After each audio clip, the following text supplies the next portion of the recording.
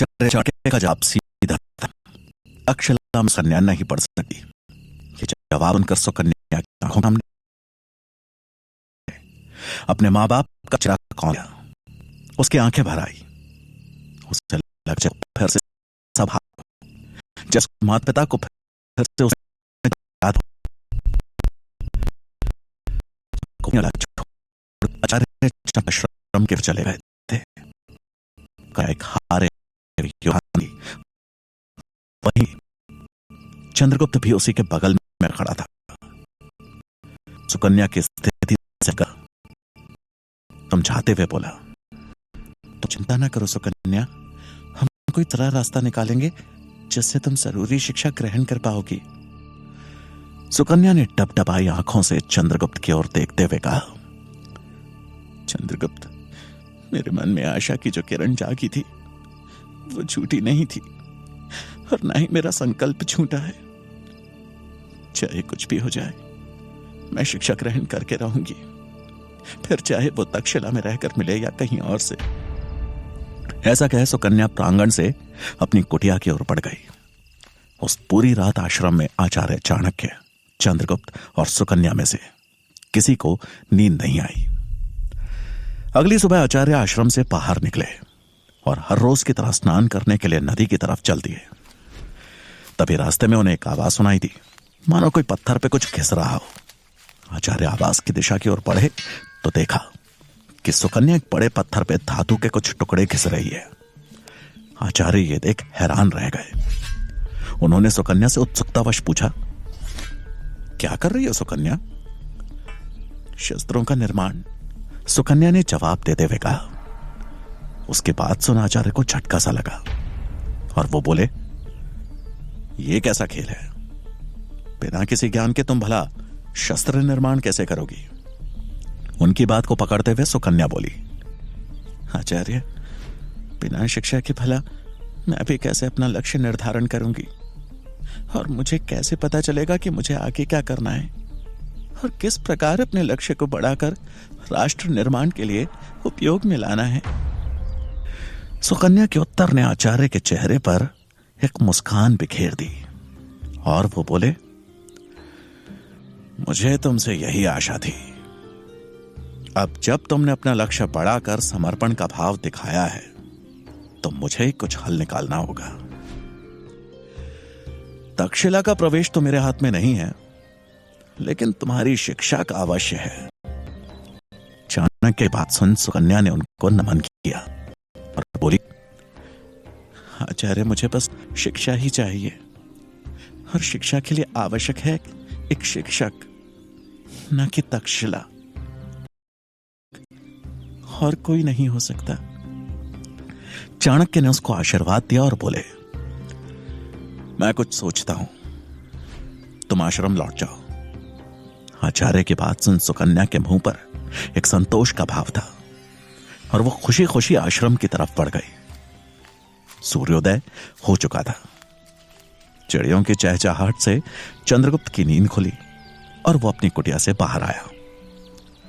चंद्रगुप्त को देखकर सूरजमल बोला, चलो चंद्रगुप्त, आज तुम्हें तीरंदाजी का अभ्यास करना है। यह सुनकर चंद्रगुप्त का मुख खिल उठा, क्योंकि आखिरकार उसे सूरजमल द्वारा धनुष विद्या का ज्ञान जो प्राप्त होने वाला था। तभी चंद्रगुप्त की भेंट सुकन्या से हुई, जिसका चेहरा खिला हुआ था। उसकी हंसी देख जब चंद्रगुप्त ने कारण पूछा तो सुकन्या ने एक ही सांस में आचार्य से हुई बात कह डाली। कुछ समय पश्चात चंद्रगुप्त और सुकन्या सूरजमल के साथ आश्रम से कुछ दूर एक मैदान में थे। उस मैदान में कई तरह के अस्त्र शस्त्र रखे हुए थे। सूरजमल ने शस्त्रों से एक धनुष उठाया और चंद्रगुप्त को उसे पकड़ा सामने की ओर देखने को कहा। चंद्रगुप्त ने देखा कि एक विशालकाय बरगद के वृक्ष की शाखाओं से छोटी छोटी नकली चिड़िया लटक रही थी। सूरजमल ने चंद्रगुप्त को एक बाण देते हुए कहा, सामने लटक रही चिड़िया ही आज तुम्हारा लक्ष्य है और तुम्हें अपने बाणों से इनको भेदना है। याद रहे, एकाग्रता ही लक्ष्य को भेदने का एकमात्र उपाय है। चंद्रगुप्त ने ठीक सूरजमल के कहे अनुसार जैसे ही बाण छोड़ा, वो जाकर दूसरी दिशा में गिर गया।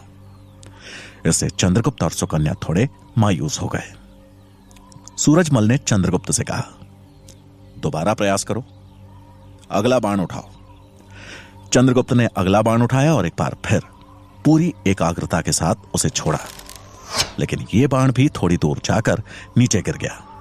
सूरजमल फिर बोले, अगला बाण, और एक बार फिर चंद्रगुप्त ने प्रयास किया। इस प्रकार अभ्यास करते करते दोपहर हो गई। चंद्रगुप्त का पूरा शरीर पसीने से तरबतर हो चुका था, लेकिन उसका एक भी बाण निशाने पे नहीं लगा था। पेड़ पे लटकी उन चिड़ियाओं में से एक भी चिड़िया को उसका बाण भेद नहीं पाया था। चंद्रगुप्त की सहनशीलता भी अब जवाब दे चुकी थी। सूरजमल भी उसके प्रदर्शन से निराश था। चंद्रगुप्त बोला, क्या मैं किसी और शस्त्र का अभ्यास नहीं कर सकता? सूरजमल बोले, नहीं चंद्र, अगर तुम्हें तक्षशिला में प्रवेश पाना है तो हर शस्त्र में कौशल अनिवार्य है। हताशा चंद्रगुप्त पर हावी हो चुकी थी। वो दोबारा अभ्यास करने की स्थिति में नहीं था। सुकन्या से यह सब देखा नहीं गया, और तभी उसके मन में एक विचार आया। उसने साथ लाए खाने की पोटली से एक सेब निकाला और वहां रखे शस्त्रों में से कटार उठा ली। अगले ही पल वो भागते हुए बरगद के पेड़ के नीचे जाकर खड़ी हो गई और सेब को अपने सर पर रखकर चिल्लाई, चंद्रगुप्त, अब लगाओ निशाना। चंद्रगुप्त और सूरजमल ने उसकी तरफ देखा तो हैरान रह गए। सूरजमल ने घबरा कर आवाज लगाई, सुकन्या, तुम ये ठीक नहीं कर रही हो। चंद्रगुप्त का निशाना अभी कच्चा है। अगर गलती से बाण इधर उधर हो गया तो तुम्हारे प्राण संकट में पड़ सकते हैं। सुकन्या ने दृढ़ता के साथ जवाब दिया, मुझे कुछ नहीं होगा आचार्य, मुझे विश्वास है कि चंद्रगुप्त सही निशाना लगाएगा। चंद्रगुप्त घबराते हुए बोला, नहीं सुकन्या, मैं तुम्हारे प्राणों को संकट में नहीं डाल सकता। तभी सुकन्या ने कटार अपनी गर्दन पर रख दी और बोली, यदि तुमने निशाना नहीं लगाया तो यह कटार मेरे गले के आर पार हो जाएगी। तुम्हारे पास बहुत कम समय है चंद्र, इससे पहले यह कटार मेरे गले के पार जाए, निशाना लगाओ। सूरजमल और चंद्रगुप्त सुकन्या की यह जिद देखकर हैरान थे। सुकन्या बड़ी तेजी से कटार को अपनी गर्दन में चुभा रही थी। उसकी आंखों में आंसू आ चुके थे। चंद्रगुप्त से यह देखा नहीं गया और उसने एक बार फिर बाण उठाकर उसे धनुष पर चढ़ाया और धीरे से प्रत्यंचा को खींचा। सूरजमल कभी सुकन्या तो कभी चंद्रगुप्त को देख रहा था। चंद्रगुप्त ने पूरी एकाग्रता के साथ अपना ध्यान सुकन्या के सर पर रखे सेब पर केंद्रित किया। एक पल के लिए उसने अपनी आंख बंद करी और जब आंख खोली तो सामने सिर्फ सेब दिखाई दे रहा था। एक गहरी सांस लेते हुए उसने तेजी के साथ बाण छोड़ दिया। उसके बाण छोड़ते ही सूरजमल सुकन्या की तरफ मुड़ा तो वहां का दृश्य देख अवाक रह गया। सुकन्या सकुशल थी और चंद्रगुप्त द्वारा छोड़े गए बाण ने सेब को 2 टुकड़ों में काट कर रख दिया था। सुकन्या उस स्थान से हट गई और चंद्रगुप्त ने फिर से बाण उठाए और एक एक करके पेड़ पर लटकी सभी चिड़ियाओं को अपने बाणों से भेद दिया। सूरजमल यह देखकर बहुत प्रसन्न हुआ और बोला, तुम्हारा आज का अभ्यास पूरा हुआ चंद्रगुप्त। अब सुकन्या भी चंद्रगुप्त के साथ थी। चंद्रगुप्त ने उसे देख मानो आंखों ही आंखों में उसका धन्यवाद किया। चंद्रगुप्त और सुकन्या मुड़कर आश्रम की तरफ जाने को हुए, तभी सूरजमल ने पीछे से आवाज लगाई, चंद्रगुप्त तेजी से पीछे पलटा तो देखा कि सूरजमल ने एक सेब हवा में उछाल दिया था। चंद्रगुप्त ने तुरंत अपने धनुष से निशाना साधा और उस सेब को हवा में ही छलनी कर दिया। यह देख सुकन्या और सूरजमल का चेहरा खिल उठा। चंद्रगुप्त के अंदर मानो एक नई ऊर्जा का संचार हो चुका था। ठीक उसी वक्त वहां से कई 100 योजन दूर मगध की राजधानी पाटलिपुत्र में अमात्य अपनी कक्ष में बैठे किसी विषय पर गंभीर चिंतन कर रहे थे। तभी उनके कक्ष में उनका एक सेवक भागते हुए आया और बोला, महामंत्री जी, एक सैनिक किसी गुप्त सूचना के साथ मंत्री शंभुनाथ के कक्ष की तरफ बढ़ रहा है। आपका आदेश हो तो क्या हम उसे यहां पकड़ कर ले आए? नहीं नहीं, यह बोल अमात्य खुद तेज कदमों से शंभुनाथ के कक्ष की तरफ बढ़ चले। संदेश ले जा रहा सैनिक शंभुनाथ के कक्ष के बाहर पहुंच चुका था। उसके हाथ में एक ताड़पत्र था जिसे चाणक्य ने ही एक संदेश वाहक के द्वारा भिजवाया था। कक्ष में शंभुनाथ के साथ मंत्री शक्टार भी मौजूद थे।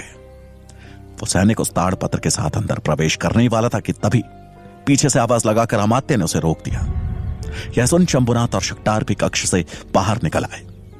अमात्य ने पास आते ही सैनिक के हाथ से वो ताड़पत्र छीन लिया और कठोर आवाज में पूछा, किसके लिए है यह संदेश? ये देख वहां खड़े शंभुनाथ और शक्टार हैरान रह गए। मंत्री शंभुनाथ के लिए, सैनिक ने नजर नीची करते हुए जवाब दिया। अमात्य ने शंभुनाथ और शक्टार दोनों की तरफ देखते हुए एक फीकी मुस्कान के साथ कहा, क्षमा श्रीमान, लेकिन सुरक्षा की दृष्टि से हमें महाराज धनानंद द्वारा यह आदेश दिया गया है कि महल में आने वाले हर सूचना पत्र की जानकारी हमें हो। यह सुन शंभुनाथ और शक्टार दोनों के होश उड़ गए। उन्हें मालूम चल चुका था कि यह संदेश अवश्य ही चाणक्य ने भेजा होगा, लेकिन संदेश को अमात्य के हाथ में जाते देख उनके माथे पे चिंता की रेखाएं उभरने लगी। वो अमात्य को रोकना चाहते थे, लेकिन स्थिति की गंभीरता को समझ उन्होंने चुप रहना ही ठीक समझा। अमात्य ने वो ताड़पत्र खोला और अंदर देखा तो वो पत्र कोरा था, उसमें कुछ भी नहीं लिखा था। वो हैरान रह गए कि भला ऐसा संदेश कोई क्यों भेजेगा। वो शंभुनाथ की तरफ हैरानी में देखते हुए बोले, इसमें तो कुछ भी नहीं लिखा है, भला यह कैसा संदेश है? शंभुनाथ और शक्टार समझ गए थे कि यह पत्र जरूर चाणक्य ने किसी युक्ति के तहत भेजा है। शंभुनाथ असमंजस से भरा चेहरा बनाते हुए बोले, पता नहीं महामंत्री, शायद किसी ने गलती से कोरा कागज ही भेज दिया है।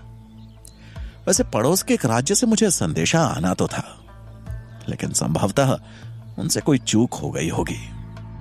अमात्य के मुख पे हार जाने के भाव उभर आए और वो तिल मिलाते हुए उस सैनिक से बोले, कौन देकर गया है यह संदेश? सैनिक अमात्य के गुस्से को देखकर सकपका गया और हड़बड़ाते हुए बोला, महामंत्री, एक बाहरी संदेशवाहक था। कौन से राज्य से आया था? उन्होंने गरजते हुए पूछा। महामंत्री, वो तो नहीं पूछा। सैनिक ने डर से कांपते हुए कहा।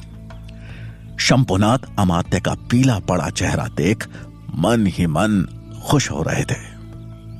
अमात्य ने झुंझुलाते हुए वो ताड़पत्र फाड़कर वहीं फेंक दिया और बड़ी तेजी से वहां से निकल गए।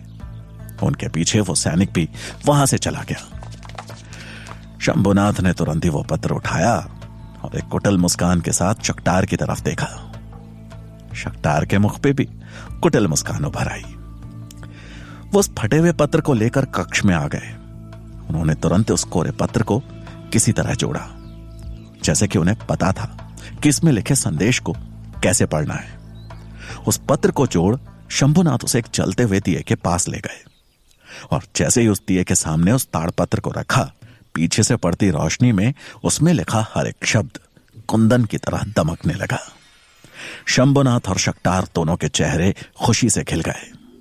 शक्टार ने गंभीर होते हुए दबी आवाज में कहा, आचार्य चाणक्य की सूझबूझ की दाद देनी होगी। अगर यह संदेश इस तरह न भेज दे तो आज तो हमारा सारा भेद ही खुल जाता। यह सुन शंभुनाथ ने भी हामी भरी, क्योंकि उन्हें भी पता था कि अमात्य बस ऐसे ही एक मौके की प्रतीक्षा कर रहे हैं और आज चाणक्य की चालाकी ने उन्हें बाल बाल बचा लिया था। शंभुनाथ ने संदेश पढ़ना शुरू किया तो उसमें लिखा था, मुझ पे 2 बार जानलेवा हमला हो चुका है। इसका मतलब है कोई हमारे उद्देश्य से परिचित है। आप लोग थोड़ा और सावधान हो जाइए और हर कदम फूंक फूंक के रखिए। संदेश पढ़ शंभुनाथ और शक्टार दोनों चिंतित हो उठे।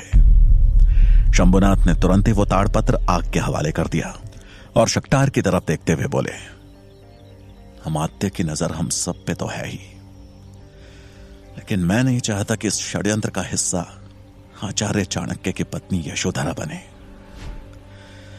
अगर अमात्य को उनके पाटलिपुत्र में होने की भनक भी लगी तो अनर्थ हो जाएगा।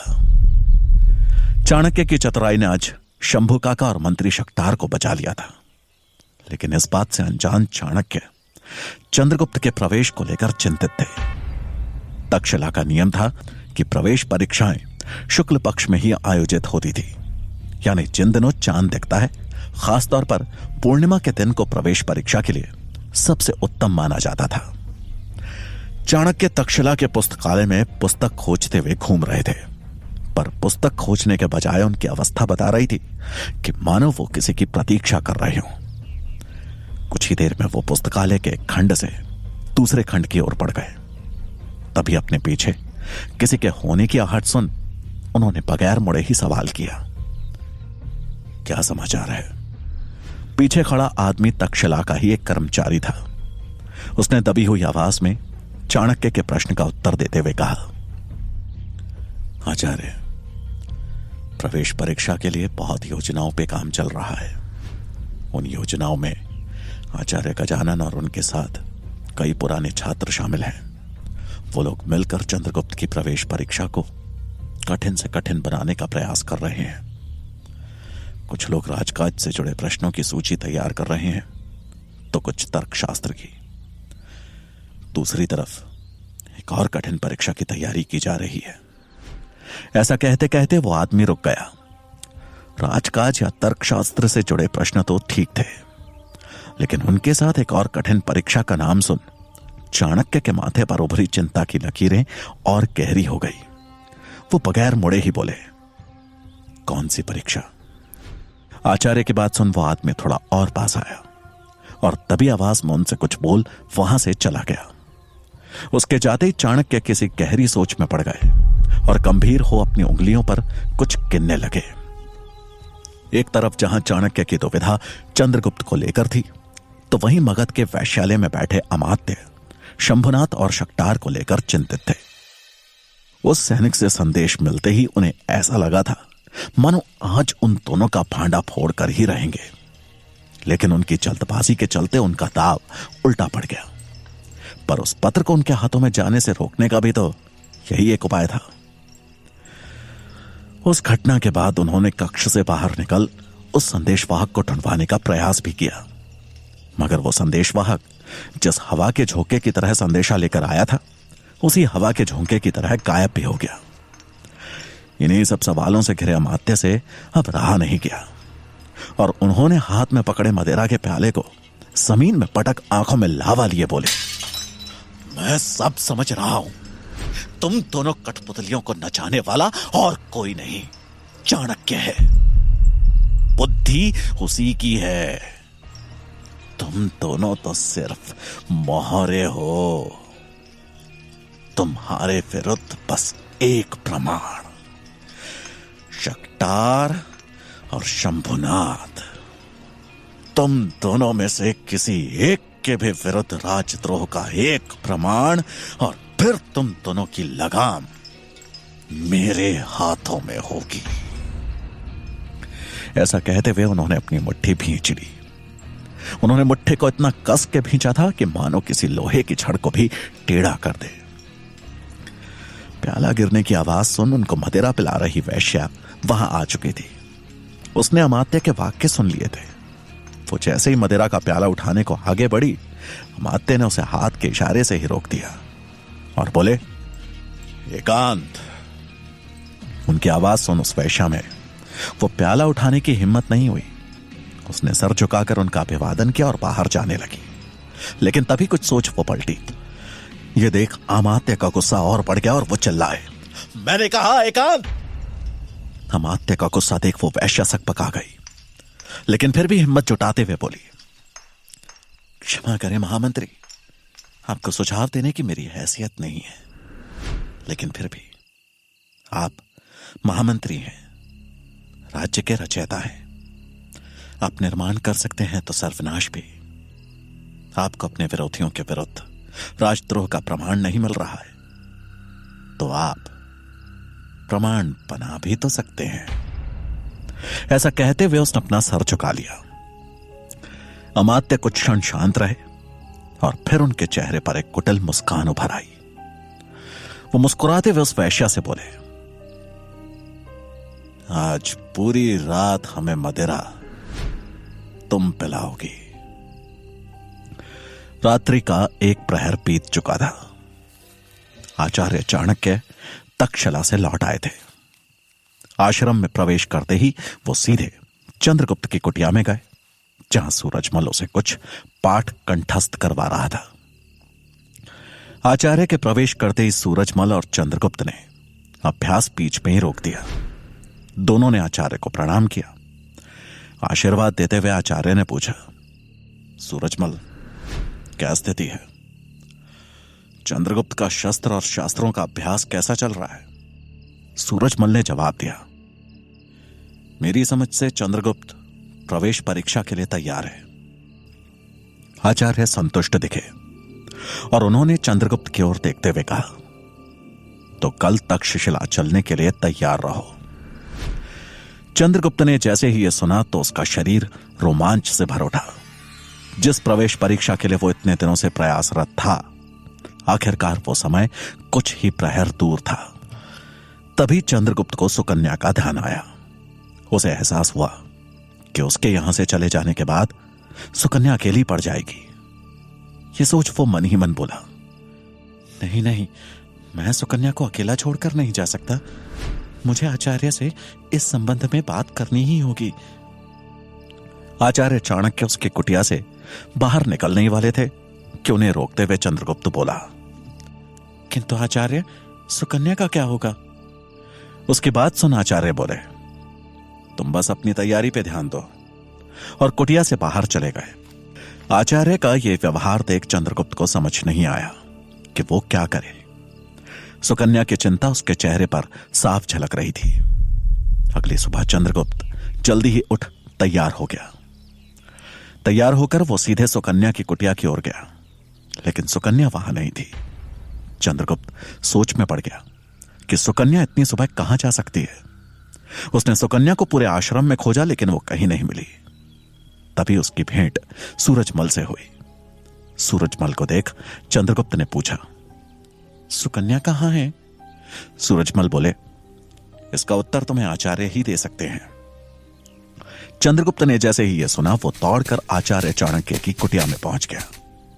आचार्य वहां तैयार होकर बैठे थे। उन्हें देखते ही चंद्रगुप्त बोला, आचार्य, सुकन्या कहां है? मैंने उसे हर जगह ढूंढा, लेकिन वो कहीं नहीं मिली।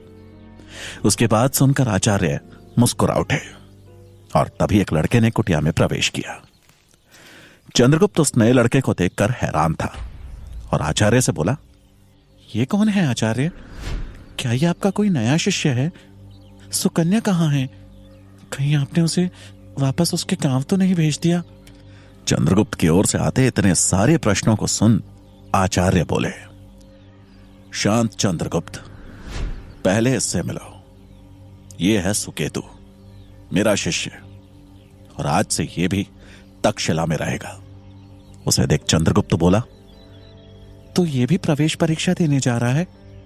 आचार्य ने नामे सर हिलाते हुए कहा, नहीं चंद्रगुप्त, ये मेरा शिष्य है, तक्षशिला का नहीं। और ये वहां एक छात्र बनकर नहीं बल्कि सेवक बनकर रहेगा। चंद्रगुप्त आचार्य की बातें सुनकर हैरान था। वो बोला, किंतु सुकन्या, वो कहां है? तुम्हारे ठीक सामने चंद्रगुप्त। सुकेतु के मुंह से यह सुनकर चंद्रगुप्त ने ध्यान से उसकी ओर देखा तो सुकेतु के चेहरे पर मुस्कुराहट थी। उसे पहचानते ही चंद्रगुप्त आश्चर्य से बोला, सुकन्या? सुकेतु? अर्थात सुकन्या ही सुकेतु है? यह सुन सुकन्या ने मुस्कुराते हुए हां में सर हिला दिया। चंद्रगुप्त ने आचार्य चाणक्य की ओर देखा तो वो बोले, तक्षशिला में तुम जो भी सीखोगे वो तुम गुप्त रूप से सुकन्या को भी सिखाओगे। चंद्रगुप्त ने हंसते हुए उत्तर दिया, अवश्य आचार्य।